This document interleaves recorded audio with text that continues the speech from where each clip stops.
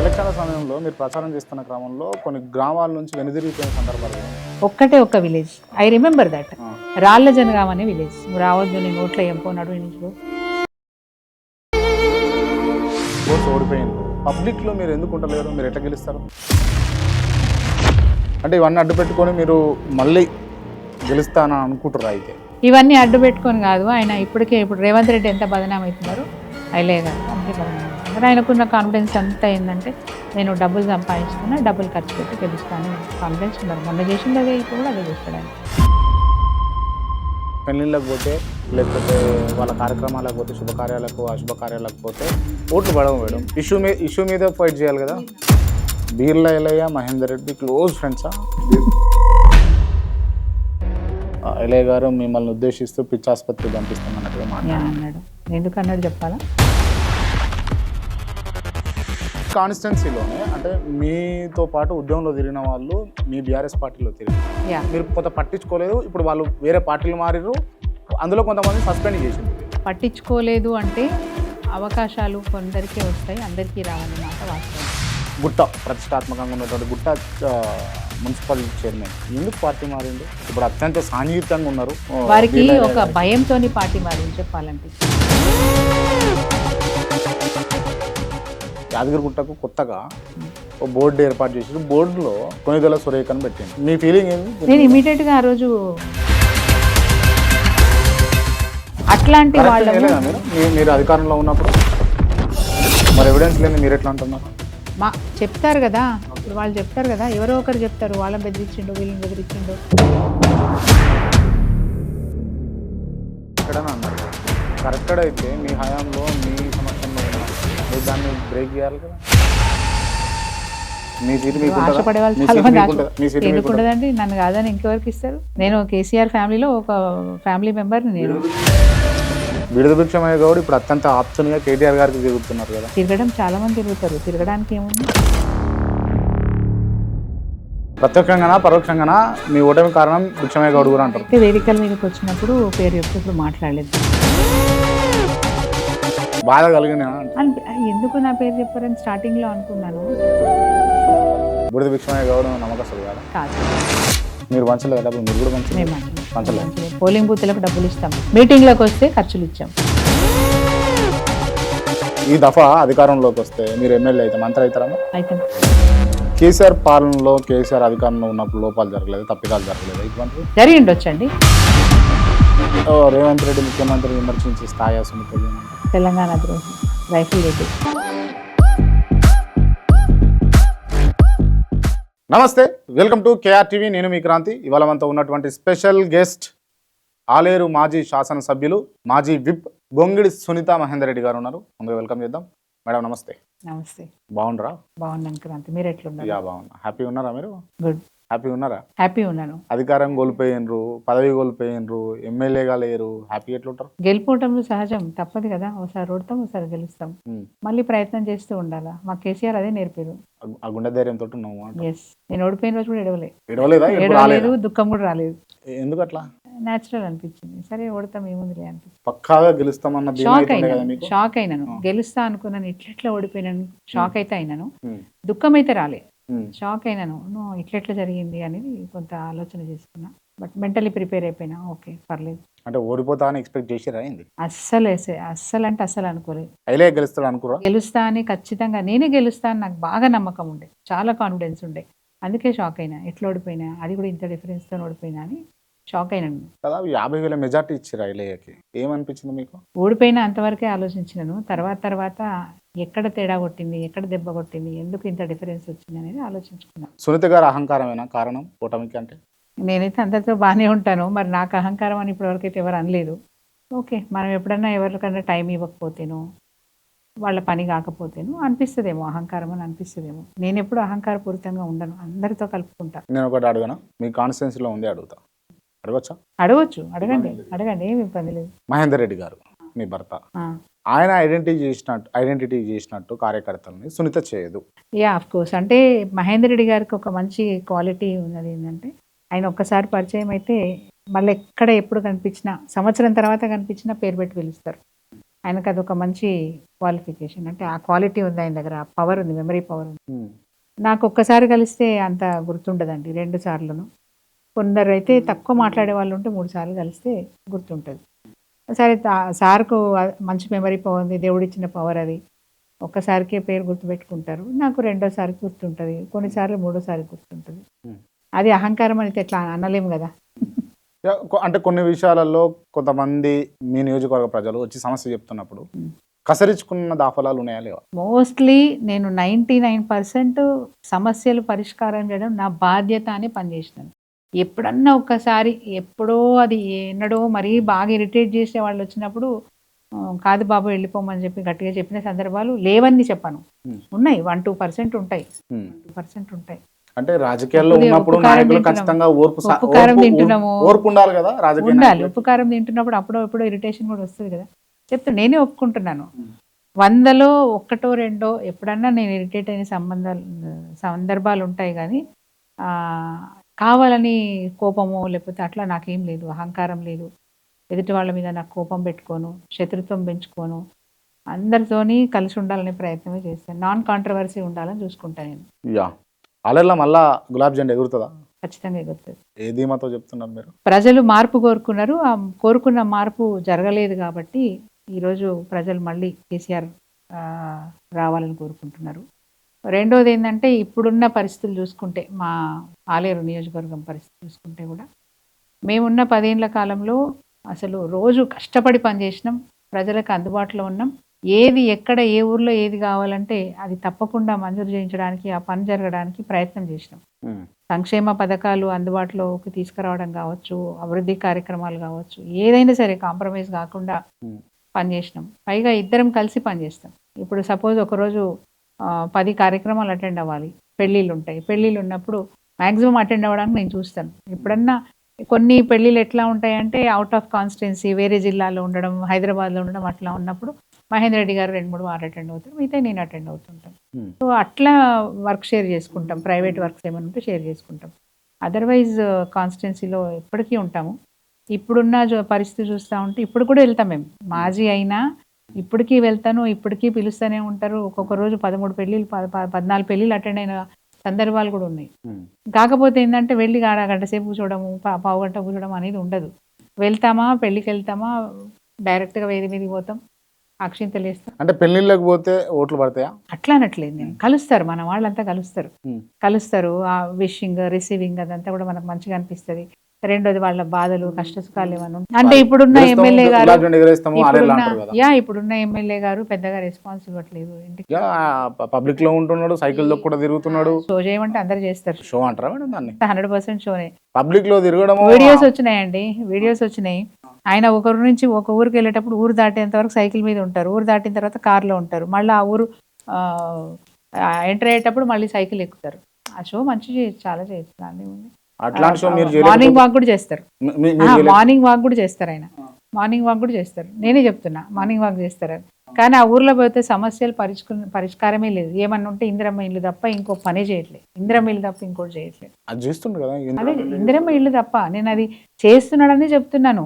ఇందిరమ్మ ఇల్లు ఇస్తున్నారు, అది తప్ప ఏం చేయట్లేదు అంటున్నా. అది కూడా చెప్తున్నా, ఇందిరమ్మ ఇల్లు కూడా మేము ఎమ్మెల్యే ఉన్నప్పుడు, మా ప్రభుత్వం ఉన్నప్పుడు ఎవరికి అవసరం ఉంటే వాళ్ళకి ఇచ్చినాం, నిజమైన లబ్ధిదారునికి ఇచ్చినాం. ఏదైనా సరే నిజమైన బెనిఫిషరీ ఎవరు ఐడెంటిఫై చేసి ఇచ్చినాం. అట్లా లేదు, నిజమైన లబ్ధిదారులు ఉన్నా వారిని పక్కకు పెట్టేసి కాంగ్రెస్ పార్టీ కార్యకర్తకు, కాంగ్రెస్ పార్టీ సానుభూతి పరులకే ఇచ్చుకుంటున్నారు తప్ప, సపోజ్ అక్కడ బీఆర్ఎస్ పార్టీ కార్యకర్తను లేకపోతే బీఆర్ఎస్ పార్టీ సానుభూతి పరుడు వాళ్ళ పేదరికంలో కూడా ఎస్సీ ఎస్టీ సబ్ ప్లాన్ల కింద వచ్చినటువంటి నిధులను ఓన్లీ బీఆర్ఎస్ వాళ్ళకి ఇవ్వడం, ట్రాక్టర్లు వాళ్ళకి ఇప్పించడం, అట్లా లేకపోతే ఈ దళిత బంధుకు సంబంధించిన బీఆర్ఎస్ వాళ్ళకి. ట్రాక్టర్ విషయానికి వస్తే, ట్రాక్టర్ విషయంలో మాత్రం స్టార్టింగ్ లో ప్రతి మండలంలో ఇన్ని ఇవ్వాలి అని మేము డిసైడ్ చేసుకున్నాం. అందులో సరే మా క్యాడర్ కావచ్చు, కాంగ్రెస్ క్యాడర్ కావచ్చు, ఎవరు పేదవాళ్ళు ఉన్నారో వాళ్ళకే ఇచ్చినాం. మేము డబుల్ బెడ్రూమ్ ఇల్లు ఇస్తాం కదా. ఇక నా ఎంబడి తిరిగి మొత్తము ఏది వాడు బర్బాద్ అయిపోయి నా ఎంబడి తిరుగుతున్నాడు, ఉద్యమంలో తిరిగిండు, వ్యవసాయం చేసుకుంటలేడు, అయితలేదు, పెట్టుబడి లేదు, అప్పుల పాలైండు. అప్పుల పాలైనని మరి పార్టీలో ఉద్యమంలో తిరిగినోనికి నేను ట్రాక్టర్ ఇస్తే తప్పేం లేదు. రైట్. ఇప్పుడు జీవనోపాధి ఉద్యమకారుల గురించి తీశారు కాబట్టి నేను అడుగుతా, మీరు చెప్పండి, open గా ట్రాక్టర్ చెప్పండి. జీవనోపాధి అండి అది. Yeah, okay. ఉద్యమకారుల గురించి తీశారు అండ్ కాబట్టి డబుల్ బెడ్రూమ్ ఇల్లు కూడా ఇచ్చినాం. డబుల్ బెడ్రూమ్లు కూడా 100% పారదర్శకంగా గ్రామ సభలు పెట్టి గ్రామ సభలో అప్లై చేసుకున్న వాళ్ళలో సర్వే చేసి ఎవరైతే నిజమైన అర్హులను మాత్రమే గుర్తిస్తూ దాంట్లో కూడా ఎస్సీ రిజర్వేషన్ ఎన్ని ఎస్సీలకు కేటాయించాలి, ఎన్ని వికలాంగులకు కేటాయించాలి, ఎన్ని మైనారిటీ కేటాయించాలో ఆ రిజర్వేషన్ పద్ధతి ప్రకారం చూసి గ్రామ సభలో సెలెక్ట్ చేసి అనౌన్స్ చేసి అభ్యంతరాలు లేని వాళ్ళకి మేము అక్కడ డబుల్ బెడ్రూమ్ ఇల్లు ఇచ్చినాం. అంత రైట్, ఓకే. పారదర్శకంగా ఓకే, మీ పనిచేస్తున్నాం. కాన్స్టిట్యున్సీలోనే అంటే మీతో పాటు ఉద్యమంలో తిరిగిన వాళ్ళు, మీ బీఆర్ఎస్ పార్టీలో తిరిగిన వాళ్ళు Yeah. మీరు కొంత పట్టించుకోలేదు, ఇప్పుడు వాళ్ళు వేరే పార్టీలు మారిర్రు, అందులో కొంతమంది సస్పెండ్ చేసిండ్రు. మీరు పట్టించుకోలేదు అంటే అవకాశాలు కొందరికే వస్తాయి, అందరికీ రావనే మాట వాస్తవం. ఆదరణ అయితే ఉండాలి కదా, ఉంటది, డెఫినెట్ గా ఉంటది. అవకాశాలు రాకపోయినా ఎక్కడ ఆదరణ. ఎక్కడ కూడా ఉద్యమంలో పనిచేసిన వాళ్ళు నిర్లక్ష్యం చేసిన పరిస్థితి లేదు. ఉదాహరణ ఏమైనా ఉంటే చెప్పండి. Hmm. మా దగ్గర నిర్లక్ష్యం చేసే పరిస్థితి లేదు. మరి పార్టీలు ఎందుకు మారిండ్రు వాళ్ళు? పార్టీకి ఎవరైనా నష్టం చేస్తే ఒక్కసారి పిలుస్తాము, మాట్లాడతాం. Hmm. రెండోసారి వినకుండా పార్టీకి నష్టం చేసే కార్యక్రమాలు కంటిన్యూస్ గా చేసినప్పుడు అక్కడ ఉన్న మా గ్రామ కమిటీలో, మండల కమిటీలోనూ మాట్లాడతాం. ఏం జరుగుతుంది, ఎందుకు జరుగుతుంది, Hmm. అతను ఇంటెన్షనలీ చేస్తున్నాడు అన్నప్పుడు అందరి అభిప్రాయం తీసుకొని పక్కకు పెట్టేస్తాం. వద్దు, మాకు వద్దు బాబు, పక్కకు పంపించేస్తాం. Okay. కరెక్ట్ అది. అంటే గుట్ట మాజీ చైర్మన్ కావచ్చు, మోహన్ రావు లాంటి వాళ్ళు కావచ్చు, పిక్కా శ్రీనివాస్ లాంటి వాళ్ళు కావచ్చు, 100% పార్టీకి ద్రోహం చేసినారు. 100% వీళ్ళంతా 100% వాళ్ళ గురించి డీటెయిల్ గా చెప్పమని చెప్తాం. మోహన్ రావు గారు గురించి చెప్పాలా? ఎవరి గురించి చెప్పాలి? చెప్పండి. మోహన్ రావు గారు 2018లో మండల పరిషత్ ఎలక్షన్స్ వచ్చినప్పుడు ఎంపీటీసీల క్యాండిడేట్లను మేము సెలెక్ట్ చేసిన వాళ్ళని కాకుండా మేము ఎట్లా సెలెక్ట్ చేస్తాము, ఆ గ్రామంలో ఆ ఎంపీటీసీ పరిధిలో ఉన్న గ్రామాల పెద్ద మనుషుల్ని మా పార్టీ లీడర్ని పిలిపించేసి మీరు ఎవరు అనుకుంటున్నారు, ఈ రిజర్వేషన్ వచ్చింది ఏంటని తెలుసుకొని దాని ద్వారా ఒక జాబితా తయారు చేసినాం. వారు మళ్ళీ వచ్చి ఆ గ్రామాలలోకి వెళ్ళి ఆయనతో గెలవాడు, ఈయనతో గెలవాడు, ఆయన పైసలు పెట్టాడు, ఈయనతో గెలిచాడు అని వాళ్ళ మైండ్ వాష్ చేసి మళ్ళీ మా దగ్గరకు వచ్చి మాకు రిపోర్ట్ ఇచ్చి మొత్తం మిస్లీడ్ చేసి ఒక్కటే ఎంపీటీసీ గెలిచినాం. మళ్ళీ దీని గురించి సమీక్షా సమావేశం పెడితే ప్రతి ఒక్కరు మోహన్ రావు మీద కంప్లైంట్ చెప్పినారు. ఇది ఒక భాగం. సరే, వారి దృష్టికి పోయింది, అది మా దృష్టికి వచ్చింది ఈ విషయం అని వారి దృష్టికి పోయింది. తర్వాత మున్సిపల్ ఎలక్షన్స్ వస్తే కూడా మున్సిపల్ ఎలక్షన్స్లో కూడా ఇదే ఒరవడి చేసినారు. మాకు ముందే ఒక ఎక్స్పీరియన్స్ ఉంది కాబట్టి మేము జాగ్రత్త పడి, మాకు తెలియదు ఆయనకి ఏం లాభం అనేది మాకు తెలియదు. ఈవెన్ మున్సిపల్ ఎలక్షన్స్ లో మేము కౌన్సిలర్ అభ్యర్థులను ఎంపిక చేస్తుంటే కూడా కొంచెం మిస్లీడ్ చేయబోయినాడు. సో నేనే జాగ్రత్తగా అక్కడ ప్రతి కౌన్సిల్లో అక్కడ ఉన్న వాళ్ళతో మాట్లాడి మేమే సెలెక్ట్ చేసుకొని మేము గెలిచినాం. మేము ఆ రోజు చైర్మన్ ఏర్పాటు చేసుకోగలిగినాం. అదే మళ్ళా కనుక మోహన్ రావు గారికి కనుక మేము లీనియన్స్ ఇచ్చి ఉంటే మళ్ళీ మేము మున్సిపల్ చైర్మన్ కూడా కోల్పోయేవాళ్ళం. MPP ఓడిపోయినాం, ZPTC ఓడిపోయినాం. తెలియదండి ఆయన ఉద్దేశం ఏందో తెలియదు. మనతో ఓపెన్ గా ఏం మాట్లాడాడు, ఆయన మనసులో ఉందో మనకేం చెప్పడు. పార్టీలో ఉన్న రోజులు నేను 2009లో ఇన్ఛార్జ్, ఆ 5 years కానీ ఆ తర్వాత 5 years కానీ బాగానే పనిచేసినారు. ఆ తర్వాత ఆయనకి ఎందుకో ఎవరిని రావద్దు, కొత్త వాళ్ళు ఎవరు రావద్దు, నాకంటే ఎవరు ఎదగొద్దు అనేది ఆయన ఆలోచన బయటపడింది. నాకంటే పెద్దగా ఎవరు ఎదగొద్దు, తప్పని పరిస్థితిలో పక్కన పెట్టవలసి వచ్చింది. Right, okay. మీరు మీ గుట్ట ప్రతిష్టాత్మకంగా ఉన్నటువంటి గుట్ట మున్సిపల్ చైర్మన్ ఎందుకు పార్టీ మారిండు? ఇప్పుడు అత్యంత సాన్నిహితంగా ఉన్నారు. వారికి ఒక భయంతోని పార్టీ మారింది చెప్పాలంటే. First of all he's highly corrupted, number 1. Number 2 అంటే చెప్తా పోరాడి చేసినాం, అంత కష్టపడి చేసినాం. 2 ఎమ్మెల్సీలను తీసుకొచ్చి ఎక్స్-అఫీషియో ఓట్లు వేపించి మరీ చేసినాం. మాకు మెజారిటీ లేకపోతే కూడా చేసినాం. కానీ వాళ్ళకి ఏమైపోయిందంటే ఎంత సంపాదించుకోవాలి, ఎట్లా సంపాదించుకోవాలి, మేము ఎమ్మెల్యేతోనే ఉంటే మాకు సంపాదనకు అవకాశం ఉండదు, మేము ఇండిపెండెంట్గా ఉండాలని కొంత ఆలోచన. రెండోది వాళ్ళకి పట్టుకున్న భయం ఏంటంటే అంతకుముందు వేరే కౌన్సిలర్లు, కాంగ్రెస్ పార్టీలో ఉన్న కౌన్సిలర్లు ఎప్పుడైనా వీళ్ళకి థ్రెట్టే. వాళ్ళు ఎప్పుడన్నా నో కాన్ఫిడెన్స్ మోషన్ పెట్టినప్పుడు వీళ్ళకి థ్రెట్ ఉంటుంది అని చెప్పి వీళ్ళని కాపాడుకోవడం కోసము కాంగ్రెస్ పార్టీలో ఉన్న కౌన్సిలర్లు గవర్నమెంట్ లో ఉన్నాం కాబట్టి బీఆర్ఎస్ లో పోతే మాకు ఇది ఎమ్మెల్యే గారు ఉంటారు, పనులు జరుగుతాయనే ఉద్దేశంతో వాళ్ళు కూడా పార్టీలోకి వస్తామని అడిగినారు. హ్యాపీగా తీసుకొచ్చినాం, 4 కౌన్సిలర్లను తీసుకొచ్చినాం, కేటీఆర్ దగ్గర జాయిన్ చేయించినాం. చెప్తాను, వీళ్ళని తీసుకొచ్చినందుకు వీళ్ళ భయం పట్టుకుంది. రేపటి నాడు అక్కడ ఈ రోజు చైర్మన్ అయిన వాళ్ళు వాణి భరత్ గౌడ్, వాళ్ళని చైర్మన్ చేస్తాం, మమ్మల్ని తీసేస్తామని ఒక అపోహతోని వాళ్ళు పార్టీలో జాయిన్ అయినప్పటి నుంచి వీళ్ళు రావడం మానేసింది. వీళ్ళు రావడం మానేసారు. రావడం మానేయడమే కాకుండా వాళ్ళకి వీళ్ళు శత్రువులాగా ఒక వైరం పెంచుకునేసరికి వీళ్ళు వాణి భరత్ గౌడ్ కూడా నాకు ఇక్కడ రెస్పెక్ట్ లేదు, నేను వచ్చినా కానీ నాకు రెస్పెక్ట్ లేదు, చైర్మన్ గారు నన్ను అవమానిస్తున్నారు, నన్ను ఆఫీస్లో కూర్చుంటే నన్ను ఎట్లా పడితే అట్లా మాట్లాడుతున్నారు, నా మీద కసి పెంచుకున్నారు, నేను ఆ పార్టీలో ఉండనని చెప్పేసి మళ్ళీ వాళ్ళు కాంగ్రెస్ పార్టీలోకి వెళ్ళిపోయినారు. ఇటు వచ్చిన వాళ్ళు వెళ్ళిపోయినారు, అటు వాళ్ళు ఉన్న వాళ్ళు కూడా ఏంటంటే ఇక ఎప్పుడు వేరే వాళ్ళని ఎంకరేజ్ చేస్తారు. నేనేం అడుగుతున్నా మేడం, కరప్టెడ్ అని అన్నారు కదా మీరు, కరప్టెడ్ అయితే మీ హయాంలో మీ సమక్షంలో ఉన్నప్పుడు మీరు దాన్ని బ్రేక్ చేయాలి కదా, చెప్పాం, అనౌన్స్ చేయాలి కదా. అంటే వాళ్ళు ఏం చేస్తారంటే మనకు ఎదురు బదులు చేయరు, రియల్ ఎస్టేట్ వెంచర్స్ దగ్గర పోయి వసూలు చేసుకోవడం. ఏం ఎవిడెన్స్ ఉంటుందండి దానికి ఏం ఎవిడెన్స్ ఉంటుంది? చాలా మంది ఎవిడెన్స్ లేదు మీరు ఎట్లా అంటున్నారు? చెప్తారు కదా, వాళ్ళు చెప్తారు కదా, ఎవరో ఒకరు చెప్తారు, వాళ్ళని బెదిరించిండు, వీళ్ళని బెదిరించిండు, అక్కడ వసూలు చేస్తుండు, ఇక్కడ వసూలు చేస్తున్నాడు అని చెప్పి చెప్తుంటారు కదా. ఓకే, ఈ అంశాలన్నీ పక్కన పెడదాం. మేము వాళ్ళని ఎలగొట్లే, ఐఎమ్ సారీ, వాళ్ళే వెళ్ళిపోయినారు, మేము ఎలగొట్లే. మీరు విస్మరించారు? లేదు, విస్మరించడం అంటే వాళ్ళు రాలేదు, మా దగ్గరికి రాలేదు, వాళ్ళని తీసుకున్నారని కోపంతో రావడం మానేసి. ఈ సబ్జెక్ట్ మళ్ళీ మాట్లాడదాం మేడం.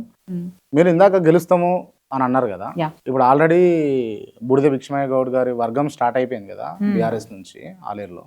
ఎట్లా గెలుస్తారు ఈ వర్గాలు? మా దగ్గర ఏం లేవండి, కాకపోతే భిక్షమయ్య గౌడ్ గారికి ఒక ఆశ ఉంది, నాకు కూడా అవకాశం వస్తే బాగుండు అనే ఆశ ఉంది.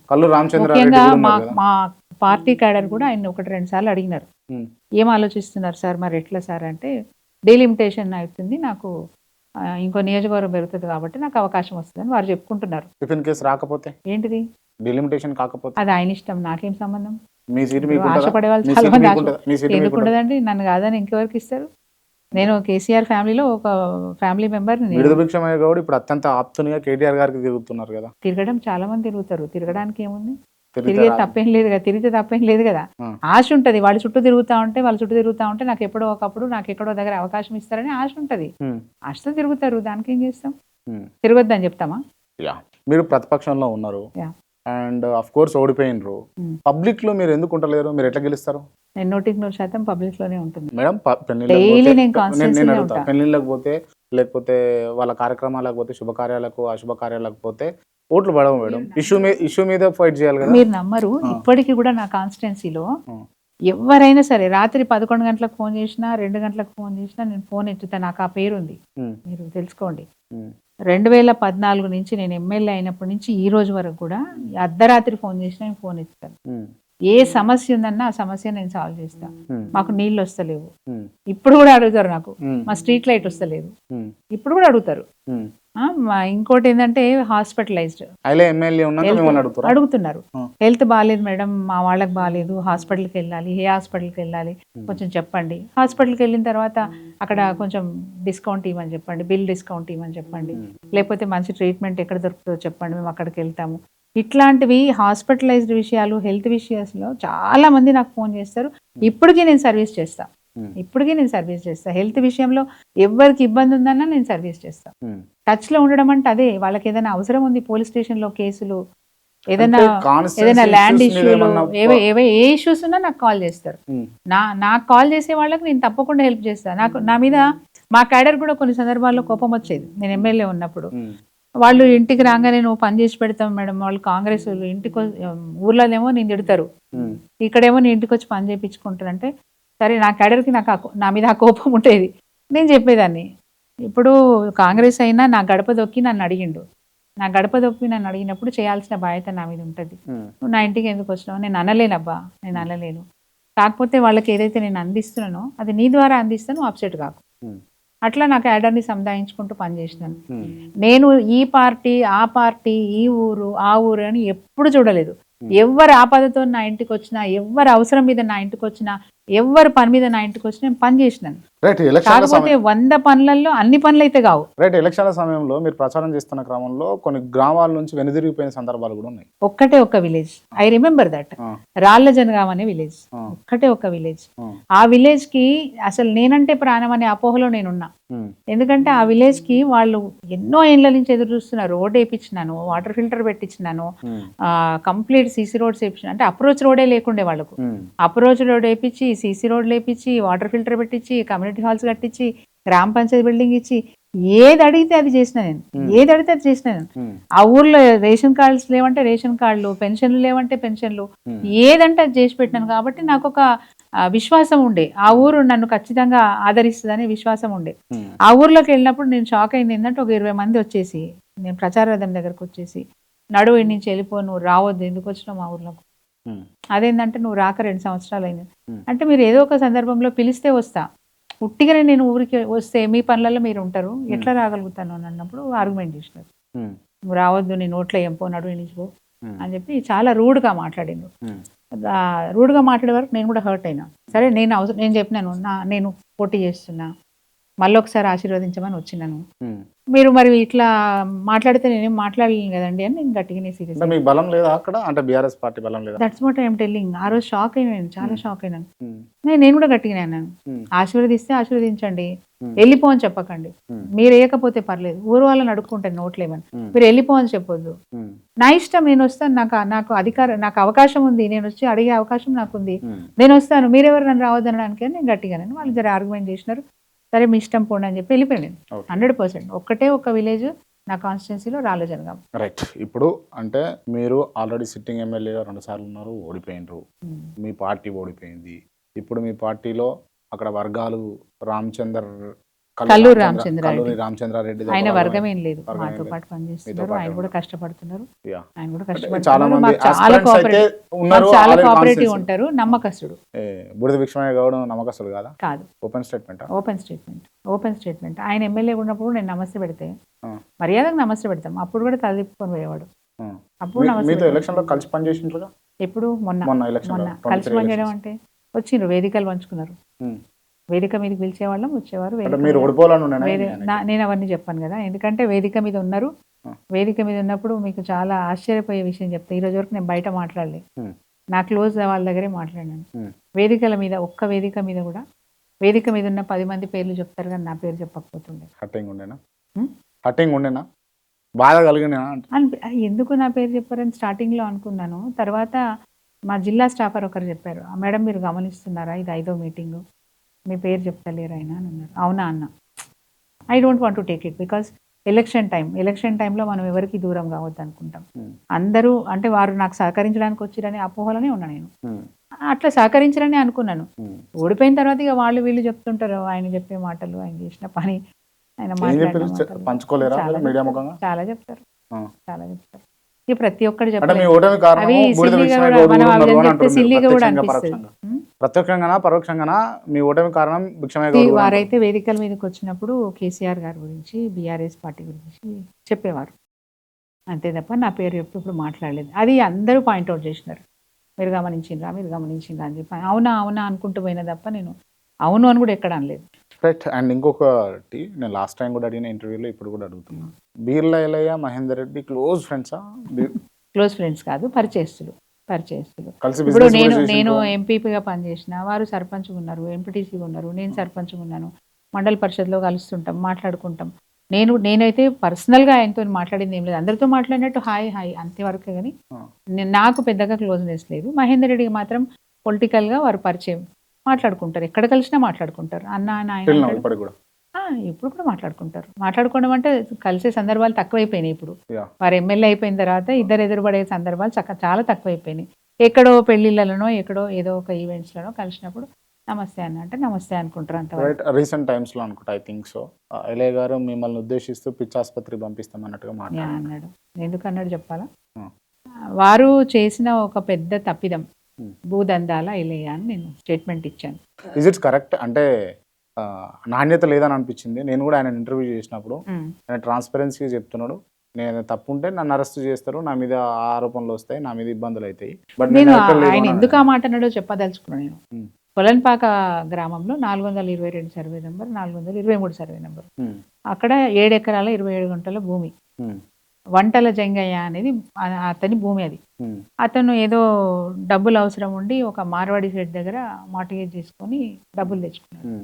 తర్వాత మళ్ళీ తన భూమి తనకి ఇవ్వమని వెళ్ళినప్పుడు ఆ మార్వాడి సెట్ కొంచెం తిరిగేసినప్పుడు బీలేలే గారు అప్పుడు కొత్తగా ఎమ్మెల్యే అన్నారు కాబట్టి వారి దగ్గరికి వెళ్ళి, అయ్యా నన్ను పలానా అతను మోసం చేసినాడు, మీరు నాకు సాయం చేయండి అని వాళ్ళ దగ్గరికి వెళ్ళినారట. అతను చెప్పిన విషయం నేను చెప్తున్నాను.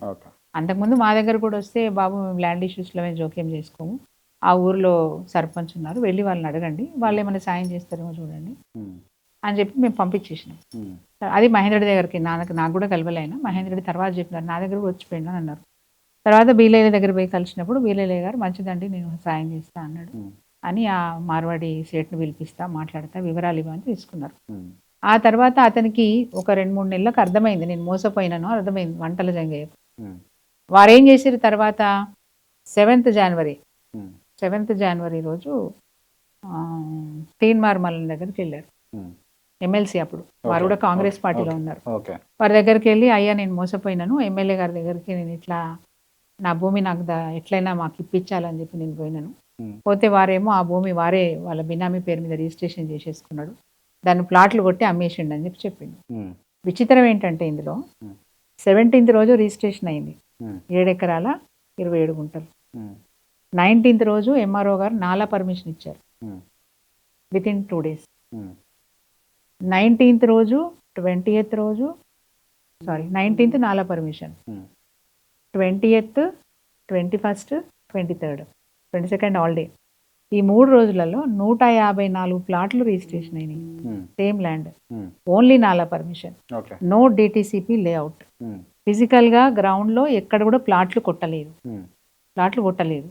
పేపర్ మీదనే చూపించినారు, సబ్ రిజిస్ట్రార్ తోని ఫటా 3 రోజులలో 154 ప్లాట్లు రిజిస్ట్రేషన్ చేసినారు. ఇది వంటల జంగయ్య గారు ఈ కంప్లైంట్ ఎమ్మెల్సీ తీన్మార్ మల్లన్న గారి దగ్గర తీసుకుపోయినారు. తీన్మార్ మల్లన్న గారు తెల్లారి వాళ్ళ క్యూ న్యూస్ లో కూడా అది చెప్పినారు. తర్వాత ఆయన ఇచ్చిన కంప్లైంట్ మీద డిఐజీ రిజిస్ట్రార్కి ఎండార్స్ చేసారు, యాక్షన్ తీసుకోమని ఎండార్స్ చేసారు. తెల్లవారి మళ్ళీ 8 తారీఖు నాడు ఆయన రిజిస్ట్రార్కి ఒక లెటర్ కూడా పెట్టాడు డిఐజీకి. పెడితే 2 days లో ఎంక్వైరీ జరిగింది. 3rd day sub registrar suspend అయ్యిండు.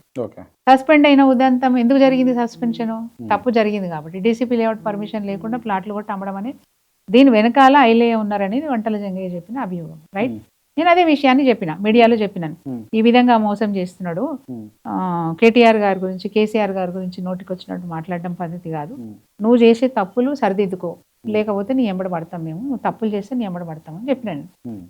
తెల్లవారి మీడియా వెళ్ళి ఇట్లా మీ మీద ఆరోపణ వచ్చింది కదా, మరి ఇట్లా అన్నారు కదా మీరు తప్పు చేశారంటే, ఆమె ఓడిపోయింది కదా, పిచ్చిలేసింది ఆమెకు అదేంటి యశోద ఆసుపత్రికో పిచ్చి ఆసుపత్రికో రెఫర్ చేస్తాను. ఆయన సమాధానం ఏముండాలండి? ఆ ప్లేస్ లో నేనుంటే ఏమంటాను తెలుసా, నేను ఆర్డీఓ గారిని పిలిపిస్తా, కలెక్టర్ గారికి చెప్తా, అదేందో తీయమని చెప్తా, ఎంక్వైరీ చేపిస్తా, నిజ నిర్ధారణ చేయమని చెప్తా అంటాం. నా మీద అభియోగం వస్తే I should prove my self, right? But ఆయన ఏం చేసిండు, పిచ్చిలేసిండు అని చెప్పి దాన్ని పక్కకు నెట్టేసిండు. ఈ రోజు వరకు కూడా అది అట్లనే తప్పు ఉంది, ఆ తప్పు ఇప్పటి వరకు కూడా ఉంది.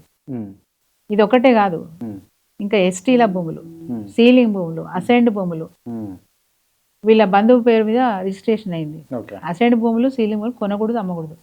అసలు రిజిస్ట్రేషన్ చేసినా ఎంఆర్ఓ సస్పెండ్ కావాలి. దాని తర్వాత అది వీళ్ళ డ్రైవర్ పేరు మీదకి వీళ్ళ పిఏ పేరు మీదకి రిజిస్ట్రేషన్ అయింది.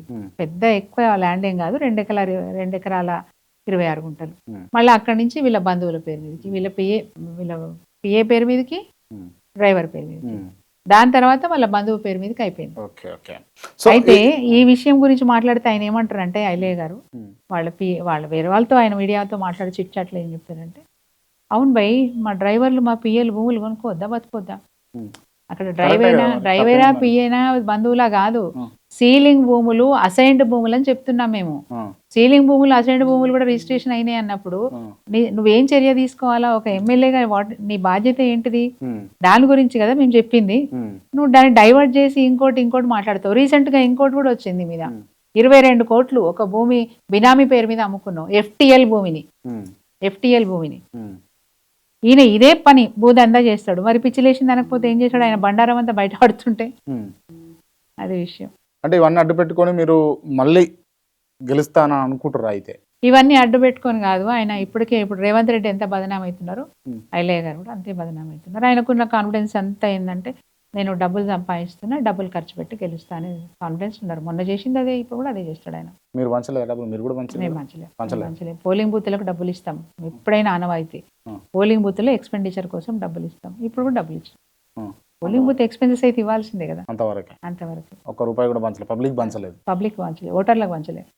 మీటింగ్లకు వస్తే ఖర్చులు ఇచ్చాం, ఆటో ఖర్చులు, డీసీఎం ఖర్చులు, బస్ ఖర్చులు ఇచ్చినాం 100%. ఒకవేళ అంటే అదృష్టం మంచిగా ఉండి మీ పార్టీ అధికారంలోకి వచ్చి మీరు కూడా ఎమ్మెల్యే అయి ఉంటే మీరు మంత్రి అయ్యేటోళ్ళు అని అన్నది టాక్ ఉండే కాన్స్టిట్యున్సీలో. నాకు కూడా నమ్మకం ఉండే. మీకు కూడా ఉండేనా? నాకు కూడా నమ్మకం ఉండే. మరి ఈ దఫా అధికారంలోకి నాకు వచ్చి ఈసారి క్యాబినెట్ లో అవకాశం ఇస్తారని నాకు కూడా అనిపించింది. ఈ దఫా అధికారంలోకి వస్తే మీరు ఎమ్మెల్యే అయితే మంత్రి అవుతారా? మరి అయితాం అవుతారా? అయితాం, కాన్ఫిడెన్స్ ఉంది, అయితాం. ఎందుకంటే మహిళలకు కూడా అవకాశాలు ఇవ్వాలనేది కేసీఆర్ గారి ఆలోచన. అప్పుడున్న లిమిటెడ్ సీట్స్ 18 మందికి అవకాశం ఉంటుంది క్యాబినెట్ లో. సో అట్లా అవకాశం కుదరలేదు. అయినప్పటికీ ఇద్దరికి అవకాశం ఇచ్చినారు. సో ఇద్దరిట్లో మళ్ళీసారి వచ్చినప్పుడు నాకు అవకాశం ఇస్తారని నాకు నమ్మకం ఉంది. ఇప్పుడు పార్టీలో సీనియర్ మహిళలం నేను పద్మాదేవేంద్ర రెడ్డి ఇద్దరమే, మాకు అవకాశాలు ఇస్తారని ఆలోచన. Right, okay. అండ్ ఇంకొక ముఖ్యమైన విషయం ఏంటంటే ఇప్పుడు ప్రజెంట్ కాంగ్రెస్ గవర్నమెంట్లో పాలసీల పరంగా ముఖ్యంగా అంటే మీరు ఒక ఎమ్మెల్యే అయింది లేకపోతే బీఆర్ఎస్ పార్టీ ఇవన్నీ పక్కన పెట్టండి, ఒక మహిళగా చెప్పండి, ఉచిత బస్సు అనే కార్యక్రమం కాంగ్రెస్ పార్టీ ప్రతిష్టాత్మకంగా ఇచ్చింది మహిళలకి. అడ్మైర్ చేస్తారా దీన్ని? అంటే మంచి పథకం, నేను కాదనను. కాకపోతే అది మిస్యూజ్ కూడా అవుతుంది. ముఖ్యంగా ఏంటంటే అది ప్రభుత్వం మీద బడ్జెట్ భారం ఇమీడియట్ గా పడని పథకం కాబట్టి దాన్ని వెంటనే అమలు చేసినారు. ఇప్పుడు ఆర్టీసీ నష్టాల్లోకి వెళ్ళిపోతా ఉంది. దాన్ని కాపాడాల్సిన అవసరం ప్రభుత్వానికి ఉంది. రైట్. సో అది పథకం మంచిదైనప్పటికీ కూడా కరెక్ట్ గా ఆచరణలో తప్పులు జరుగుతూ ఉన్నాయి. ఇంకొక మాట చెప్పదలుచుకున్నాను, ఈ పథకం మంచిదే, దాని వెనకాల ఏం జరుగుతుందో కూడా పబ్లిక్ ఎంత సఫర్ అవుతున్నారో కూడా తెలియాలి. ఇప్పుడు కొన్ని గ్రామాలకు బస్సులు బంద్ చేసినారు, విద్యకు వైద్యానికి దూరం చేస్తున్నారు, గ్రామాలలో బస్సులు బంద్ చేసి. ఏమైంది? విపరీతంగా మహిళలు ప్రయాణం చేయడం స్టార్ట్ చేసినారు. ఉచితం అన్నప్పుడు గతంలో కారు తీసుకొని వెళ్ళే వాళ్ళు కూడా ఇప్పుడు వద్దు మనం బస్సులోనే పోదాం, ఫ్రీ కదా అని చెప్పి ఎక్కడికి వెళ్ళినా బస్సు వాడుకుంటున్నారు. వాళ్ళ వరకు అది బాగానే ఉంది. కానీ కొన్ని గ్రామాలకు బస్సు షార్టేజ్ అవ్వడం వల్ల కొన్ని గ్రామాలకు బస్సులు బంద్ చేసినారు. ఈరోజు విద్యకు వైద్యానికి గ్రామాల ప్రజల్ని దూరం చేస్తూ ఉన్నారు. ఈ ఎఫెక్ట్ చాలా ఉంది, చాలా అంటే చాలా ఉంది. సో గవర్నమెంట్ ఏం చేయాల్సిన అవసరం ఉంది? మహిళలకు ఉచితం ఇచ్చినప్పుడు బస్సులు కూడా పెంచాల్సిన అవసరం ఉంది.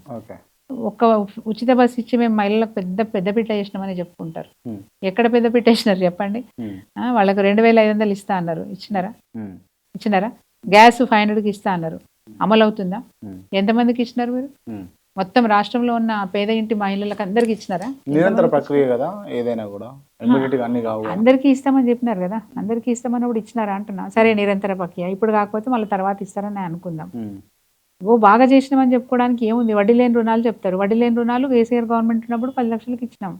మీరు అదే ఇస్తున్నారు. మీరు కొత్తగా ఏమి ఇచ్చినారు? మీరు అదే ఇచ్చినారు, కొత్తగా ఏమి ఇవ్వలేదే. ఇప్పుడు వాళ్ళకి పెట్రోల్ బంక్ పెట్టిస్తున్నాం, అది సర్వీస్, సబ్సిడీ లోన్ ఇచ్చి పెట్టియాలి. సబ్సిడీ లోన్ ఇవ్వట్లేదు. చాలా తెలివిగా ఏం చేస్తున్నారంటే ఎస్హెచ్జీలకు ఏవైతే గవర్నమెంట్ నుంచి వాళ్ళకు ఏది మన దాన్ని ఏమంటారు స్త్రీ శక్తి లోన్లు ఎవరైతే ఇస్తారో అవి కంప్లీట్ గా లోన్సే, సబ్సిడీ ఏం లేదు. ఆ లోనే వాళ్ళకి పెట్రోల్ బంక్ పెట్టుకోవడానికి ఇస్తున్నారు, ఆ లోనే బస్సు కొనడానికి ఇస్తున్నారు. ఒక ఇన్వెస్ట్మెంట్, ఒక ఎంప్లాయ్మెంట్ చూపిస్తున్నారు, కరెక్టే. బట్ దాంట్లో సబ్సిడీ ఇస్తే కదా వాళ్ళకి ఏమన్నా ఊరట, మళ్ళీ దాన్ని వడ్డీ కట్టాల్సిందే కదా. గతంలో ఎట్లయితే లోన్ తీసుకున్నారో ఇప్పుడు సపోజ్ ఒక సభ్యురాలకి ₹1,00,000 ఇచ్చే చోట 10 మంది సభ్యురాలను కలిపి 10 లక్షలు కలిపి ఒక సదుపాయం కల్పిస్తున్నారు. ఆ 10 లక్షలలో నువ్వు 2 లక్షల 3 లక్షల సబ్సిడీ ఇచ్చినప్పుడు వాళ్ళకి సాయం చేసినట్టు. వాళ్ళ లోన్ వాళ్ళే కట్టుకోవాలా, వాళ్ళ అప్పు కట్టుకోవాలా, వాళ్ళ వడ్డీ కట్టుకోవాలి. వడ్డీ ఇదివరకు ఎట్లా ఇచ్చినారో ఇప్పుడు అదే ఇచ్చినారు, కొత్తగా ఏమి ఇవ్వట్లేదు. చెప్పడానికి బాగుంది, చెప్పినా కదా, షో పాలిటిక్స్ బాగుంటాయి, ఆచరణలో మాత్రం లోపాలు ఎవరికి తెలియట్లేదు. ఓకే, కేసీఆర్ పాలనలో కేసీఆర్ అధికారంలో ఉన్నప్పుడు లోపాలు జరగలేదు, తప్పిదాలు జరగలేదు, ఇటువంటివి జరిగిండొచ్చు. దాంట్లో మేము తప్పిదాలు జరగలేదు, చాలా 100% బాగా చేసినామని చెప్పట్లేదు. ఎక్కడో 1-2 జరుగుతాయి, జరగకుండా ఏమి ఉండవు కదా. మనము దేవుళ్ళం కాదుగా, దేనికి అతీతం కాదు కదా. రైట్, వాళ్ళు తప్పులు చేయట్లే, అబద్ధాలు ఆడుతున్నారు, మోసం చేస్తున్నారు. నేను తప్పు చేసినాను అంటలేను, మోసం చేస్తున్నారు, అబద్ధాలు ఆడుతున్నారు అంటున్నాను. అండ్ కాన్స్టిట్యున్సీ, ఆలేరు కాన్స్టిట్యున్సీ గుట్ట ఉంటుంది, మీకు యాదగిరి గుట్ట ఉంటుంది. యాదగిరి గుట్టకు కొత్తగా ఓ బోర్డు ఏర్పాటు చేసారు. బోర్డులో కొనిదెల సురేఖను పెట్టిండ్రు. మీ ఫీలింగ్ ఏంది? నేను ఇమీడియట్ గా ఆ రోజు మీడియాలో వీడియో పెట్టేసినాను. ఇమీడియట్ గా నేను ఆ రోజు మాట్లాడింది ఏంటంటే, ఆనవాయితీగా ఈ ట్రస్ట్ బోర్డులో ఉమ్మడి నల్గొండ జిల్లాకు సంబంధించి 6 వ్యక్తులకు అక్కడ అవకాశం ఉండేది. 6 కాదు కదా, ఉమ్మడి నల్గొండ జిల్లాలో ఒక్కరు కూడా ఇవ్వలేదు. 6 ఒకరికి ఖచ్చితంగా యాదగిరిగుట్ట మండలానికి సంబంధించిన వాళ్ళకి అవకాశం ఉండేది. సో అట్లా ఎందుకు అవకాశం ఇవ్వాలి? తప్పకుండా అవకాశం ఇక్కడ స్థానికులకు ఇవ్వాలి. 6 ఆనవాయితీగా ఎట్లయితే పెట్టినారో ఆ విధంగా పెట్టాల్సి ఉంటుంది. ఈ యాదగిరిగుట్ట పుణ్యక్షేత్రం గురించి, దీని పరిస్థితి స్థితిగతుల గురించి స్థానికులు లేకపోతే అది కరెక్ట్గా ఉండదు. నెంబర్ 2, మీరు నేను చెప్పినట్టుగా కనుక మీరు చేస్తే అఫ్కోర్స్ కాంగ్రెస్ పార్టీ నాయకులకే ఇస్తారు, దాంట్లో ఏం డౌట్ ఏం లేదు. బట్ స్థానికులు ఉన్నది వేరు ఉంటుంది. ఈరోజు ఆంధ్ర ప్రాంతం వాళ్ళకి ఇవ్వవలసిన అవసరం ఏం వచ్చింది అని అడిగాను. వారికి ఇవ్వాలి. మొన్న ఈ మధ్యనే మన ఆంధ్రప్రదేశ్ ఉప ముఖ్యమంత్రి గారు పవన్ కళ్యాణ్ గారు రాష్ట్రానికి వచ్చినప్పుడు వారు మాట్లాడిన మాటలు వివాదాస్పదమైనవి. ఈ సందర్భంలో ఇలాంటి వాతావరణంలో మళ్ళీ వాళ్ళ కుటుంబ సభ్యురాల్ని, వాళ్ళ వదినని తీసుకొచ్చి మళ్ళీ ఇక్కడ వారికి ట్రస్ట్ బోర్డు మెంబర్ ఇవ్వడం అంటే 100% చంద్రబాబు నాయుడు గారు శిష్యుడు అని చెప్పుకోవడానికి ఇది ఒక తార్కాణం, ఇది ఒక ఉదాహరణ. ఆయన శిష్యుడు కాబట్టి ఆయన చెప్పినట్టు వింటున్నాడు. ఇక్కడ పవన్ కళ్యాణ్కి స్కోప్ ఇవ్వడము, అక్కడ సురేఖ గారికి అవకాశాలు ఇవ్వడం, ఇవన్నీ చూస్తూ ఉంటే ఖచ్చితంగా ఆయన చంద్రబాబు నాయుడు గారికి శిష్యుడు అని అది ఇంకా రేవంత్ రెడ్డి ముఖ్యమంత్రి విమర్శించే స్థాయి సునీతది అని అంటే ఎందుకు విమర్శించకూడదు? ఒక శాసనసభ్యురాలుగా 10 సంవత్సరాలు పనిచేసినాను, తెలంగాణ రాష్ట్ర సాధనలో ఉద్యమంలో పనిచేసినాను, 14 సంవత్సరాలు పనిచేసినాను, అన్ని జిల్లాల్లో పర్యటించినాను, అన్ని జిల్లాల్లో నేను నెల రోజులు ఉండాల్సి వస్తే నెల రోజులు ఉండి పనిచేసినాను. అంత కష్టపడ్డా నేను. తెలంగాణ ఉద్యమం కోసం పనిచేసిన వాళ్ళము తెలంగాణ ఏర్పడిన తర్వాత అంతే సీరియస్గా ఈ ప్రాంతం బాగుపడాలి, ఈ ప్రజలకి మనం ఏదైతే మాట ఇచ్చినామో ఆ బాట నిలబెట్టుకునే ప్రయత్నం చేయాలని చెప్పి కష్టపడి పనిచేసినాం, అవినీతికి దూరంగా పనిచేసినాం. అట్లాంటి వాళ్ళు మీరు అధికారంలో ఉన్నప్పుడు రూపాయి కరప్షన్ చేయలేదు, రూపాయి కూడా కరప్షన్ చేయలేదు. నా గురించి తెలుసుకోండి. నేను ఈ రోజు బతికున్నా, నేను రేపు పోయినా కాలం చేసినా నా గురించి ఇదే మాట ఉండాలా, ఆ తపన మాది. మా మహేందర్ రెడ్డి అయినా నేనైనా అట్లాంటి సిద్ధాంతాలతో పనిచేసినాం. ఎవరిని ఇబ్బంది పెట్టలే, ఎవరి దగ్గర మేము డబ్బులు తీసుకోలే, అవినీతికి దూరంగా బతికినాం. బాజాబ్తా ఎక్కడ పోయినా ధైర్యంగా మేము మాట్లాడగలిగే శక్తి మాకున్నది. ఎవరు కూడా వేలెత్తి చూపించే పరిస్థితులు మేము లేము. ఫైనల్ గా అడుగుతున్నా, గెలుస్తారా మీరు? ఎందుకు గెలవండి, గ్యారంటీ గెలుస్తాం. ప్రజలు ఇప్పుడు కూడా ఊర్లలోకి పోతే ఆదరిస్తున్నారు, మమ్మల్ని చాలా బాగా రిసీవ్ చేసుకుంటున్నారు. మళ్ళీ మీరు పోటీ చేయాలమ్మా, ఊకోవద్దు, నువ్వు మళ్ళీ పోటీ చేయాలంటున్నారు. నన్ను మీరు పోటీ చేయమంటే చేస్తారు, లేకపోతే చేయనని చెప్తున్నా. లేదు, నువ్వు పోటీ చేయాలంటున్నారు.